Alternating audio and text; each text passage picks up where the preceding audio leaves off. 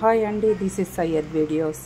చూడండి ఎన్ని కూరగాయలు, మాకు ఇన్ని కూరగాయలు పడతాయండి. ఎందుకంటే పీజీ కాబట్టి ఫ్రిడ్జ్లో పెడదామంటే ఖాళీ లేదు, బయట పెట్టాలంటేనేమో ఎండలు మాడు కూడా మాడిపోయేలా ఉంది, మాడు పగిలిపోయేలా ఉందండి. ఎండలకి బయట పెడితే పనికి వస్తాయా, అందుకే ఒక ఐడియా చేశానండి.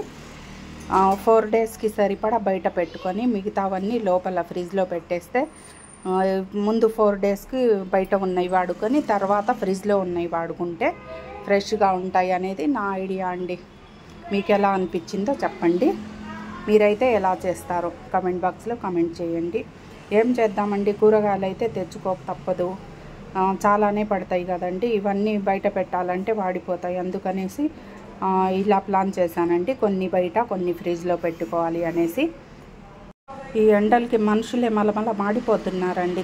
కూరగాయలు ఒక లెక్క అండి, పాపము అసలే లేతగా ఉంటాయి, ఊరికే వాడిపోతుంటాయి కదా. ఈ ఎండకైతే అసలు ఎండిపోతున్నాయి అన్నీ. ఇంకా ఫ్రెష్గా ఉండాలి అంటే మీ దగ్గర ఏమైనా ఐడియా ఉంటే చెప్పండి. నాకు తెలిసిన ఐడియాతో నేను అలా మేనేజ్ చేసుకుంటున్నాను.